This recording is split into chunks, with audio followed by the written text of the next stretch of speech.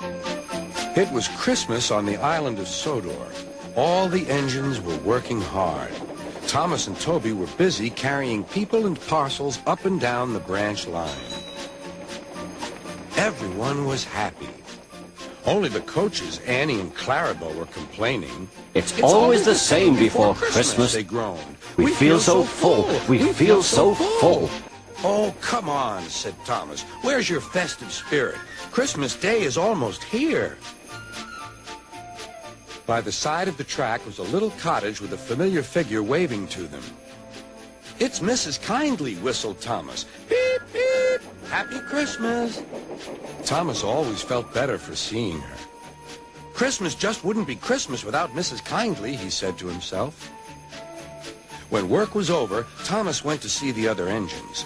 All their coats had been polished. Huh, said Gordon. Just look at us. Your driver will have to work fast to get you as smart as us. Never mind that, replied Thomas. I've something important to say. Do you realize it's been a whole year since Mrs. Kindly saved us from a nasty accident? You remember when she was ill in bed and... Yes, of course, interrupted Edward. You told us how she waved her red dressing gown out of her window to warn you about a landslide ahead.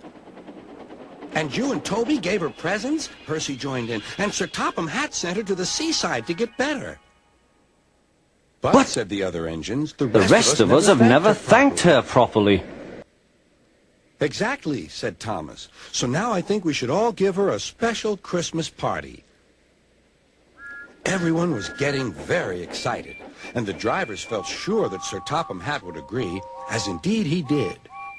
The engines were all busy making plans when silence fell. Sir Topham Hatt had bad news. The weather's changed badly. Mrs. Kindly is snowed up. Toby says he'll help to rescue her.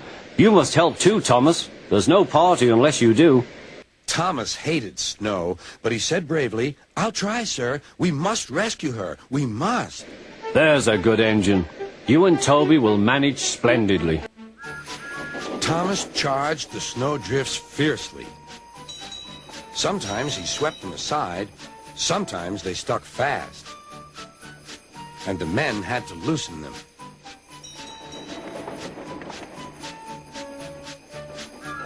But at the cutting near the cottage, they could go no further. Look at that, exclaimed Thomas's fireman. Beep, beep, here we are. An answering wave came from an upstairs window. Then they heard a familiar sound.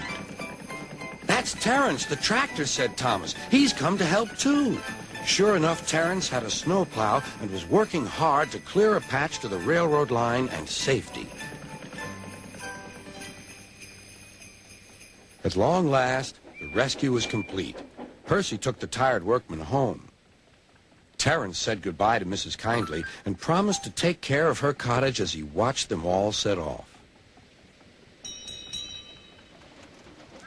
The engines made good time. No more snow had fallen, but the yard was dark.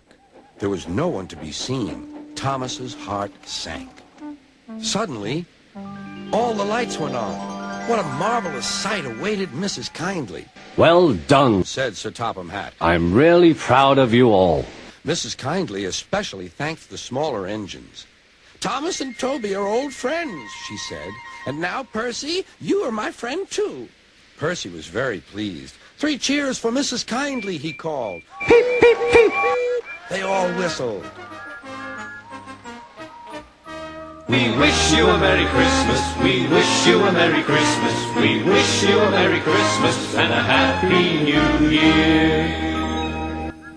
Thomas the tank engine and his friends thought it was the best Christmas ever, and Mrs. Kindly could think of nowhere she would rather live than here with them on the island of Sodor.